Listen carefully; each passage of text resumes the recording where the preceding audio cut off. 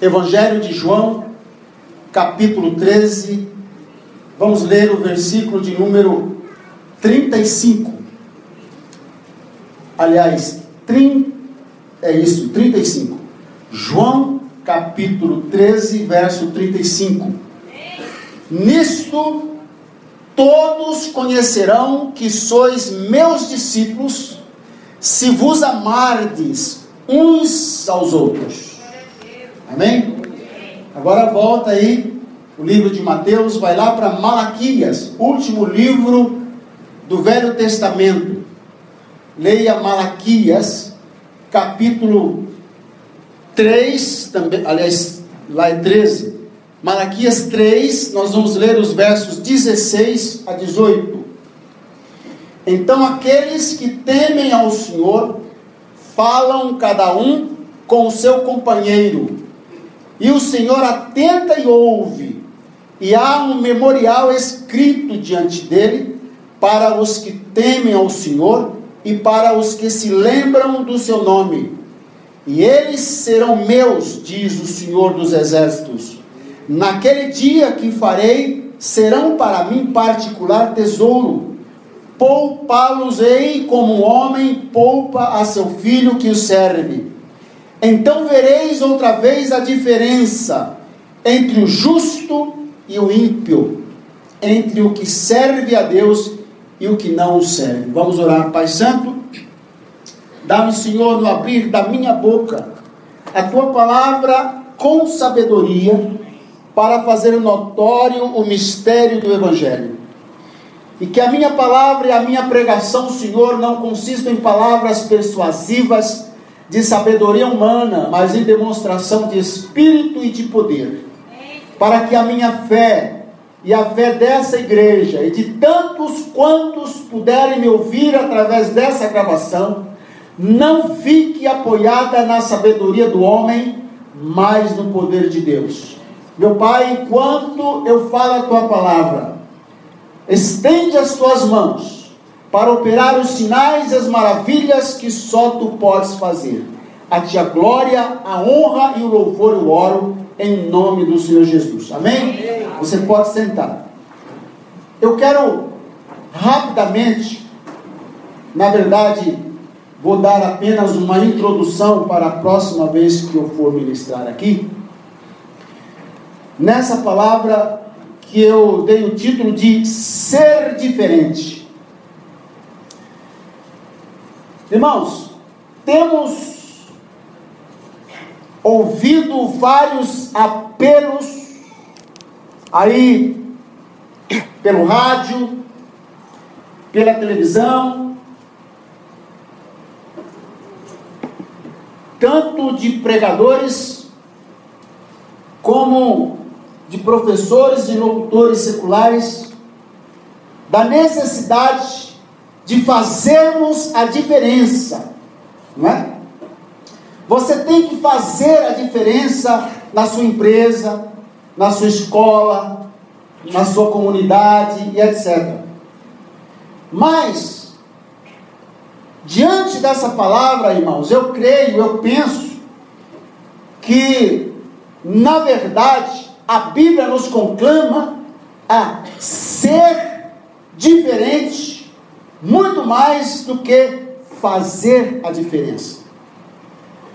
Porque ao ser diferente, nem sempre provocaremos uma mudança no comportamento, nas atitudes, no ambiente onde nós habitamos, mas pelo menos deixaremos uma marca. O Senhor diz, aliás, é o texto que Deus usou lá em Ezequiel para me introduzir no ministério. Ele diz que quando ele estabelece um profeta, ele diz a esse profeta: fale, quer te ouçam ou te deixem de ouvir, pelo menos saberão que houve no meio deles um profeta. Depois que o profeta morre, vem as honras de profeta, não é verdade? Mas pelo menos o povo vai dizer, realmente ele era um homem diferente. aquela pessoa é uma pessoa diferente. O que tem dito as pessoas que têm conhecido você?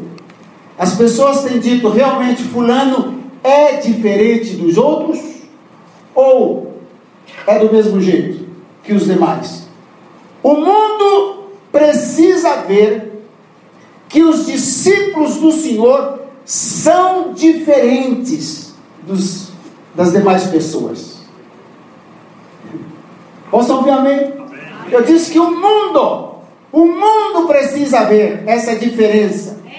Aliás, tem um texto que eu até anotei em algum lugar, lá mais adiante, para ler, Romanos 8, 19, está escrito que a própria natureza aguarda uma manifestação dos filhos de Deus. O mundo espera que você se manifeste de maneira diferente.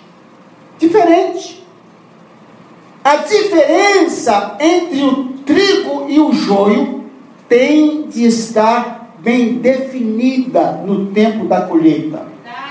Nós vemos isso lá em Mateus capítulo 13, versos 36 a 43, quando o Senhor faz a narrativa nessa parábola do joio. Ele diz que enquanto os homens dormiam, veio o inimigo e semeou o joio no meio do trigo. Eu, francamente, só conheço o trigo pela televisão, ou aquele trigo seco que eu também já peguei na mão. Já vi assim, passando de ônibus, os molhos de trigo amarrados no campo, vi isso lá na Turquia.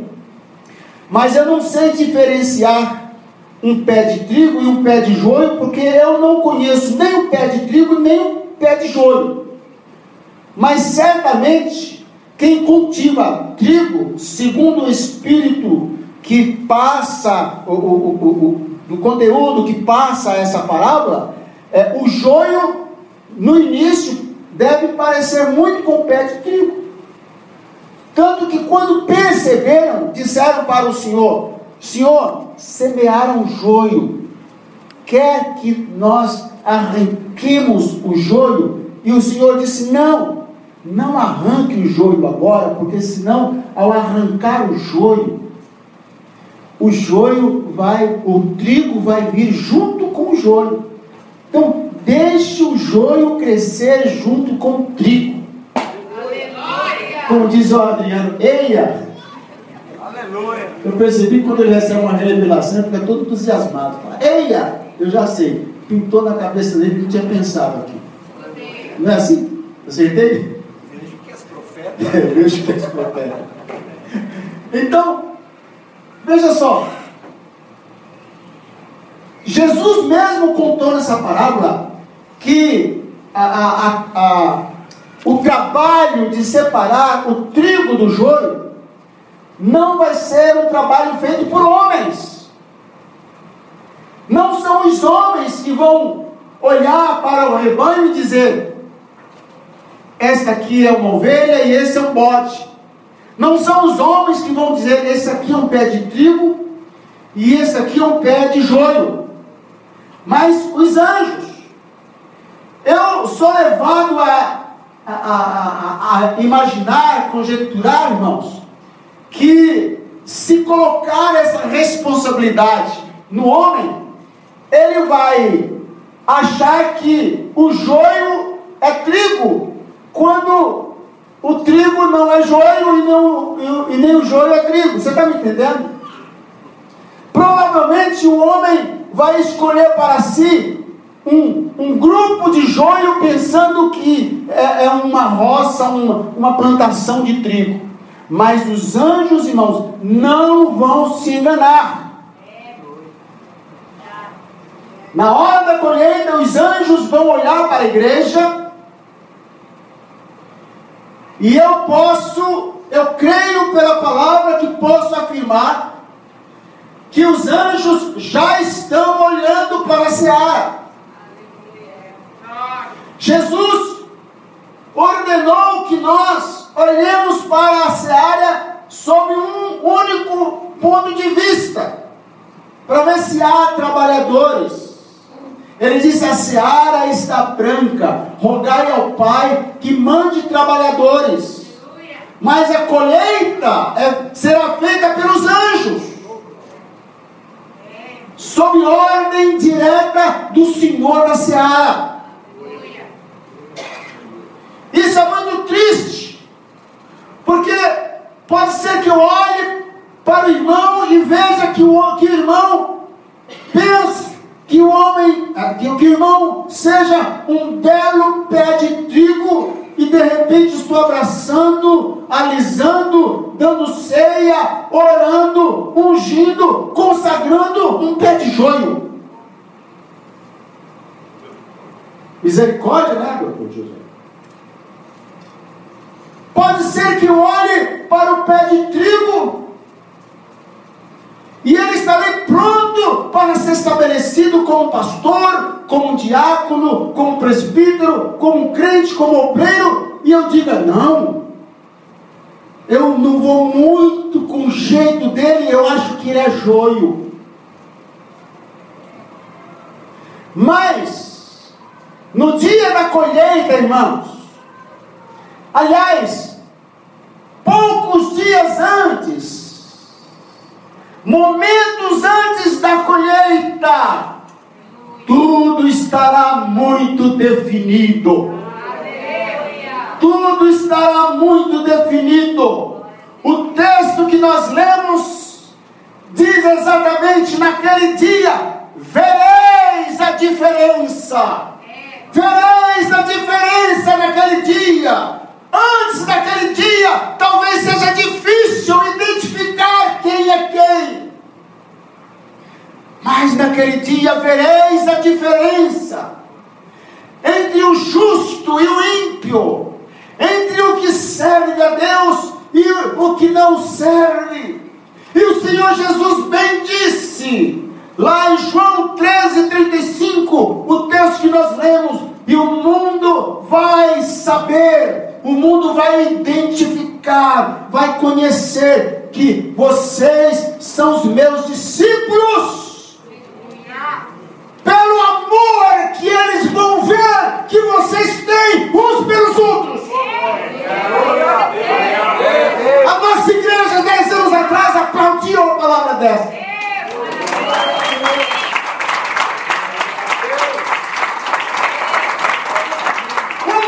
Vai saber, o mundo vai olhar e ver, eles são discípulos de Jesus. Vocês já repararam como eles se tratam bem, como eles se amam, como eles oram uns pelos outros, como eles cuidam um do outro? Só pode ser discípulo de Jesus. Essa oração de Jesus precisa ser respondida. Aleluia, Jesus. As ovelhas, Mateus 25:33, as ovelhas serão apartadas dos bodes. Ele disse: naquele dia, ele reunirá diante de si os bodes e as ovelhas. Então dirá o rei aos que estiverem à sua, e porá as ovelhas à sua direita e os bodes à sua esquerda. A direita, irmãos, é lugar de honra. Direita fala de honra, esquerda fala de rejeição, fala de desonra. Disse o Senhor ao meu Senhor: assenta-te à minha direita, até que eu ponha os teus inimigos debaixo dos teus pés, debaixo da tua autoridade. Senhor, quando entrares no teu reino, permitas que nós nos assentemos, um à tua direita e outro à tua esquerda. E ele disse: podeis beber o cálice que eu bebo, Mas quanto a sentar à minha direita ou à minha esquerda, não compete a mim, mas compete ao Pai. O Pai já havia preparado a sua direita para o seu Filho amado Jesus Cristo. E eu creio que a noiva do Senhor Jesus estará à direita de Jesus Cristo. E creio que o Espírito Santo, numa analogia humana, estará do outro lado. Você terá Pai, Filho, Espírito Santo e a noiva à direita dos filhos. Lugar de honra. E na medida que o tempo vai passando, a volta de Jesus vai se aproximando, a igreja vai se definindo em ovelhas e bodes, em joio e trigo. Vereis a diferença, irmãos. Ainda é uma introdução. Eu quero discorrer sobre 3 características que revelam quem é quem. Quero ver se eu consigo falar alguma coisa sobre a característica número 1, que é comportamento. Comportamento, irmãos. Comportamento é uma linguagem fortíssima, mas silenciosa, e fala por meio de atitudes. Atitudes. É uma linguagem de atitudes. Comportamento. Nós vemos, por exemplo, Mateus, eu anotei aqui o texto, Mateus capítulo 26. Nós temos a história lá de Pedro negando a Jesus. Pedro negando a Jesus. Vem lá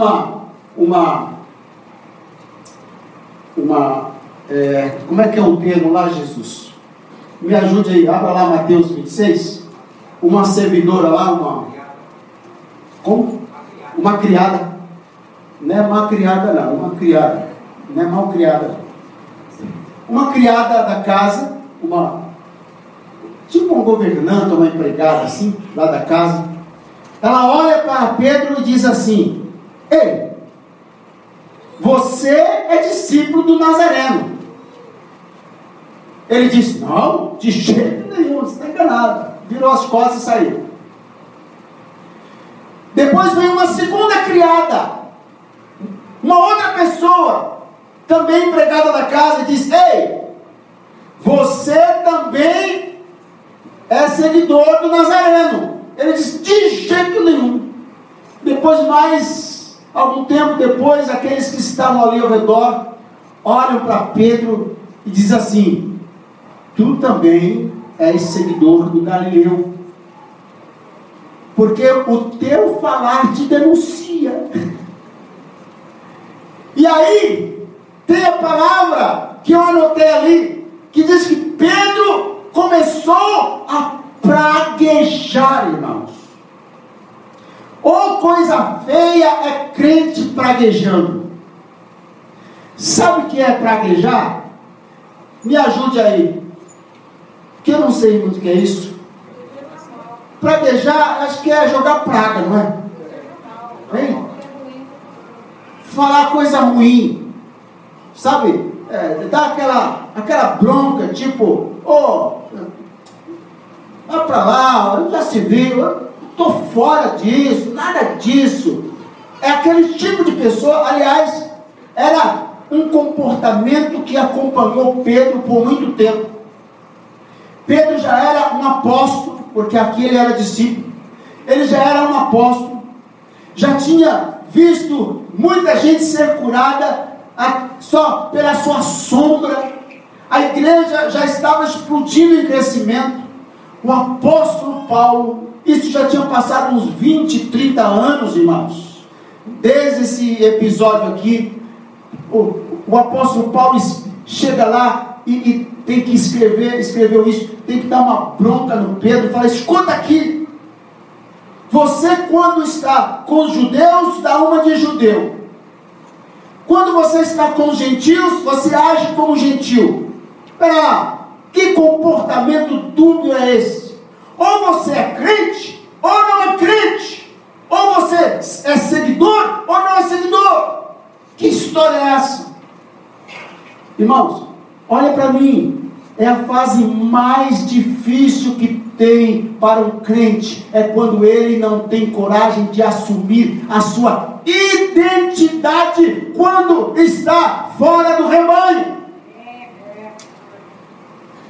É o momento em que o crente está em cima do muro. E como diz aquela ilustração, o muro é dele. Conhece essa? Quem já ouviu falar? Alguns não ouviram. Vou ter que contar agora. O camarada estava em cima do muro, do lado de lá era o inferno, do lado de cá era o céu, né? Aí o pessoal que estava do lado de cá, no céu, gritando lá para a pessoa: ei, desce, desce, desce, por favor, em nome de Jesus, pula para cá, senão você vai cair para o lado de lá, e se você cair do lado de lá, você não vai ter como voltar, você vai para o inferno, você vai ser queimado. E o camarada lá, aí de repente alguém percebeu e disse: mas o Satanás, por que ele não diz nada? Aí alguém chega, o diabo diz assim: escuta, seu diabo, por que os crentes estão orando, pedindo encarecidamente que o fulano desça do muro? Porque estão com medo que ele caia para o lado de lá? E você não diz nada, para você quando faz, ele diz: não, é que o muro é nosso. Aquele que está em cima do muro já está no terreno do diabo. Claro que isso é uma ilustração, não está na Bíblia. Mas sério, o fato é que é uma fase difícil, quando o crente está na dúvida, não sabe se pula para o lado de lá ou se desce do muro. Comportamento, irmãos, é a fase em que ele pragueja. É a fase em que, quando ele está entre os que não são crentes, ele age como se não conhecesse. Eu passei por isso antes de eu ter a minha trombada com Jesus. E olha que eu ainda era menor de idade. Naquela época, eu estou falando de 1970 anos. Já vendiam bebida alcoólica para os menores, viu? Eu, como menor, entrei com amigos maiores e bebi bebida alcoólica dentro de bares naquela época. E o que passava pela minha cabeça naquela época era: não é porque eu estou indo numa igreja que eu não possa fazer isso com os meus amigos. Eu queria mostrar a eles que, pelo fato de eu frequentar uma igreja, não impedia que eu bebesse com eles e participasse com eles das coisas que eles faziam, estando eles fora da igreja. Que diferença havia entre mim e eles? Nenhuma. Estava em cima do muro. Até o dia em que eu tive aquele encontro com o Senhor Jesus e Ele mudou a minha vida. Aí comecei a ler a minha Bíblia e Deus começou a falar comigo e eu me posicionei, irmãos. Eu digo sempre, naquele dia, foi numa escola dominical, um culto rápido de meia hora, eu fui para frente e nunca mais saí da frente. Eu saí dali, comecei a ler a Bíblia e carregava a Bíblia escondida debaixo do braço, colocava aqui dentro da camisa, porque se porventura eu me encontrasse com algum amigo na rua, eu não gostaria que isso acontecesse, mas se acontecesse, de repente, eu não queria que eles descobrissem que eu estava indo numa igreja. Até o dia em que eu cheguei no versículo, comecei lá em Mateus, quando eu cheguei lá em Lucas, eu li assim: aquele que se envergonhar de mim e das minhas palavras, também se envergonhará dele o Filho do Homem, quando vier na sua glória com os seus anjos. Quando eu li esse versículo, eu disse: meu Deus, se os meus amigos quiserem ir para o inferno, eles que vão, eu vou servir a Jesus. E aí tirei a Bíblia de dentro da camisa, segurei a minha Bíblia na mão, fui para a escola dominical, entrei no coral e comecei a me envolver. E chegou um dia que eu fui batizado com o Espírito Santo, comecei a pregar e não parei, e nem vou parar. Comportamento é uma das características que mostram, que identificam a pessoa, o estado espiritual, se a pessoa está sendo diferente dos outros ou não. Você tem sido visto pelos outros como uma pessoa diferente lá nos seus meios? Se as pessoas olham para você e dizem: ah, é a mesma coisa. Tudo que os que não são crentes fazem, ele faz. Os mesmos palavrões, as mesmas farras, as mesmas bebedeiras, não ora, não lê a Bíblia, não dá testemunho nenhum. Se pergunta: escuta, você é crente? Não acredito. Pois é, não acredita mesmo, daquele jeito. Para a glória de Deus, irmãos, eu passei por muitas empresas, sou aposentado como eletricista. Doutor Josué e doutora Priscila fizeram minha aposentadoria já há 10 anos, né? Graças a Deus. Então, para a glória de Deus, eu nunca precisei, em firma nenhuma, nesses anos todos, chegar e dizer assim: ó, cara, não fala palavrão perto de mim, porque eu sou crente. Olha, não canta essas músicas porque eu sou crente. Irmão, quem não é crente, fala palavrão, xinga os outros, canta tudo quanto é bobagem, bebe, trai, faz de tudo, irmãos. Faz de tudo. Agora, quando eles descobrem que você é discípulo do Senhor, que você é diferente, quantas vezes eu chegava, e porque eu chegava, a conversa diminuía de tom.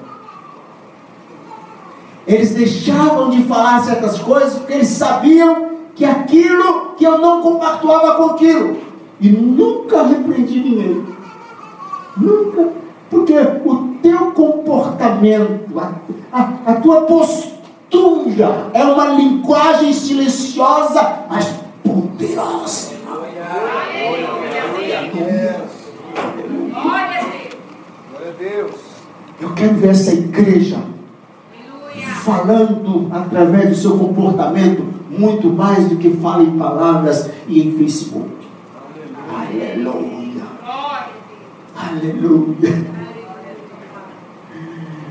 Queria falar mais, mas eu vou ficar em introdução hoje, porque eu tenho esses 3 pontos. Se vocês quiserem ouvir nos próximos capítulos, 3 características que revelam quem é quem. Comportamento, que é a linguagem silenciosa, mais poderosa.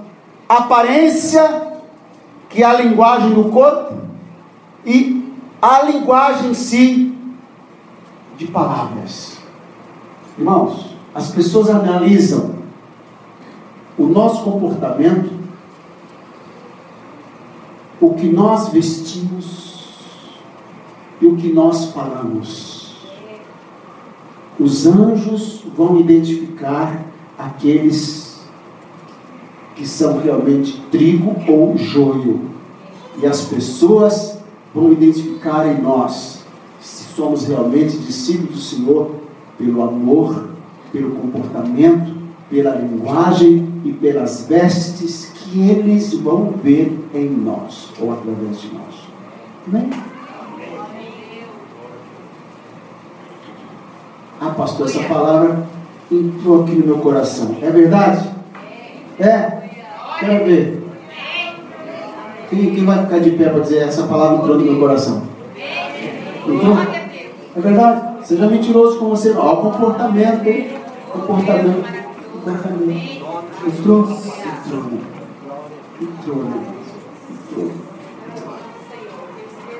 Quem está comprometido comigo a dizer: Senhor, eu quero ser diferente.